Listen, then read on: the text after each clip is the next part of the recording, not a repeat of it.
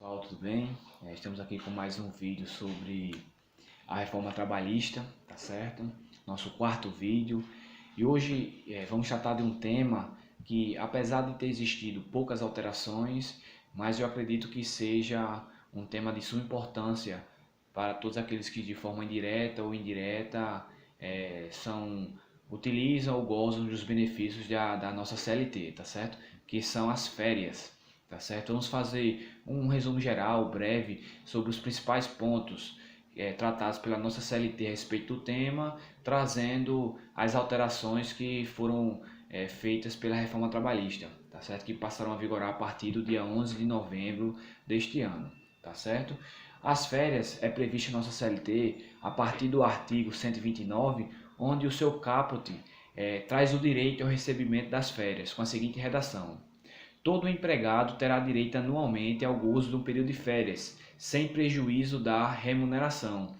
Já o artigo 130 da CLT determina o seguinte: após cada período de 12 meses de vigência do contrato de trabalho, o empregado terá direito de férias nas seguintes proporções. Nesse artigo 130, ele traz a proporção em relação à quantidade de faltas ao serviço do empregado durante o período aquisitivo e a quantidade de dias de férias que ele terá direito. Período aquisitivo é aquele período necessário de trabalho para que você possa alcançar o direito ao gozo das férias, ou seja, é um período de trabalho de 12 meses para que você possa ter direito a gozar férias, tá certo? Nesse artigo 130, ele traz a seguinte disposição: se o empregado não houver faltado mais de 5 vezes ao serviço, ele terá direito aos 30 dias integrais de férias, tá certo? Mas ele traz um escalonamento da seguinte forma: se o empregado tiver faltado de 6 a 14 vezes ao serviço, ele só terá direito a 24 dias de férias,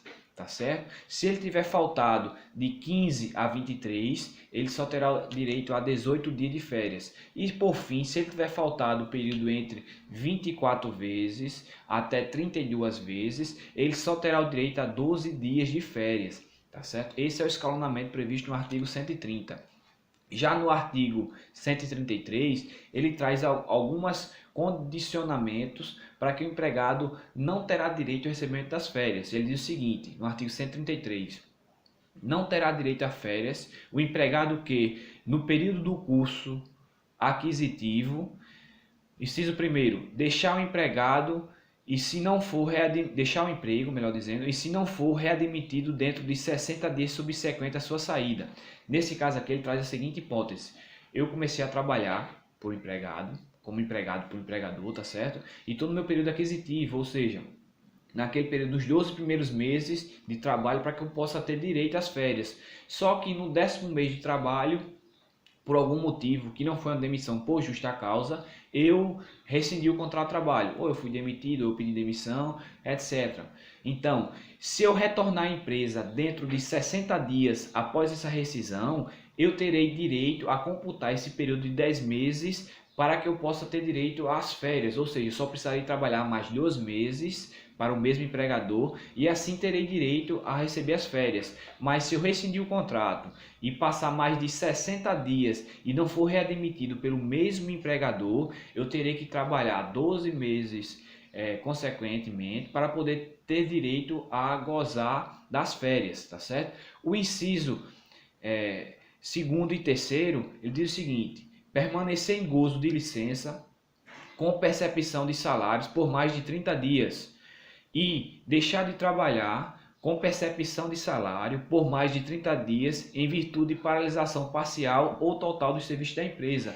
Nessas hipóteses também eu não terei direito mais a gozar das férias.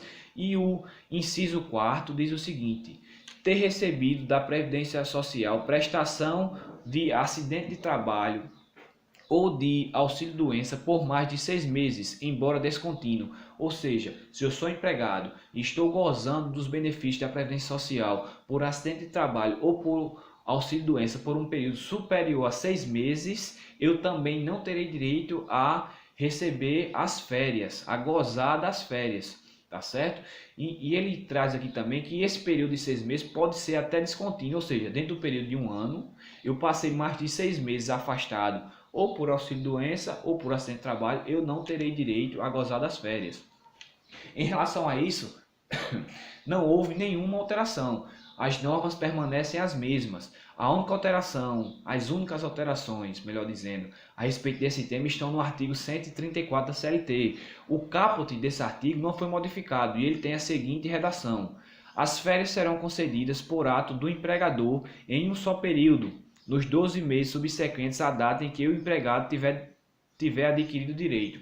Aqui, ressaltando o seguinte ponto: as férias serão concedidas por ato do empregador. Então, as férias é concedida conforme a conveniência do empregador, da empresa. Via de regra, essa é a forma de concessão das férias. Ele será concedido em um só período, ou seja, um período integral de 30 dias, e será concedido nos 12 meses subsequentes a que o empregado tiver o direito adquirido. Um exemplo: eu comecei a trabalhei 12 meses, fiz meu período aquisitivo, já tenho direito a tirar férias. Então o empregador tem mais 12 meses à frente para fazer com que eu goze das minhas férias, tá certo? Serão as férias que eu terei direito a gozar. Passando desse período de 12 meses, com mais 12 meses, serão as férias vencidas. Ou seja, trabalhei 12 meses, tive o direito à aquisição das férias. Ele tem 12 meses para fazer com que eu goze das férias, senão essas férias serão tratadas como férias vencidas e o seu pagamento será em dobro, tá certo? Em relação a isso, nenhuma mudança. Já no parágrafo 1º, temos a primeira alteração. A antiga redação dizia o seguinte: somente em casos excepcionais serão as férias concedidas em 2 períodos, um dos quais não poderá ser inferior a 10 dias. Aqui ele trazia essa divisão das férias como algo excepcional, uma situação excepcional. E essas férias poderiam ser divididas em 2 períodos, 15 e 15, desde que esses períodos não sejam inferior a 10 dias. Eu não poderia conceder um período de 9 dias e depois 21 dias. Não poderia. Teria que ser em até 2 vezes e que cada período tenha no mínimo 10 dias corridos de férias. Só que essa redação desse parágrafo primeiro foi alterada. A nova redação diz o seguinte: desde que haja concordância do empregado, as férias poderão ser usufruídas em até 3 períodos, sendo que um deles não poderá ser inferior a 14 dias corridos e os demais não poderão ser inferiores a 5 dias cada um. Ou seja, ele não traz mais essa situação como uma situação excepcional, mas ele traz que é a critério e concordância do empregado. O empregado tem que concordar com esse parcelamento. Então o empregado concordou, as férias podem ser divididas em até 3 vezes e um desses períodos não poderá ser inferior a 14 dias corridos de férias, tá certo? E os outros 2 subsequentes não poderão ser inferiores a 5 dias cada um, tá certo? Essa é a principal alteração em relação às férias.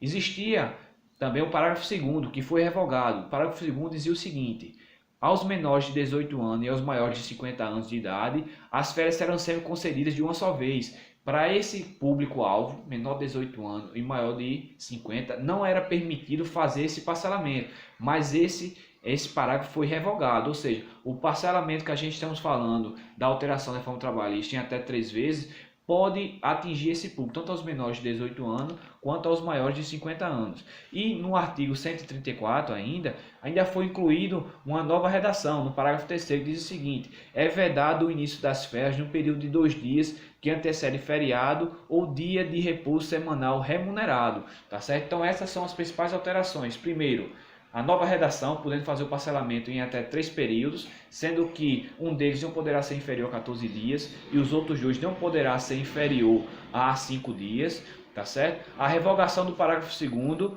que não poderia ocorrer esse parcelamento aos menores de 18 anos e aos maiores de 50 anos, tá certo? E o adicionamento desse parágrafo 3º, que prevê que é vedado o início das férias no período de 2 dias que antecede feriado ou dia de repouso semanal remunerado. Encerrando esse assunto das férias, é oportuno esclarecer também que o artigo 145 diz o seguinte: o pagamento da remuneração das férias, e se for o caso do abono previsto no artigo 143, serão efetuados até 2 dias antes do início do respectivo período.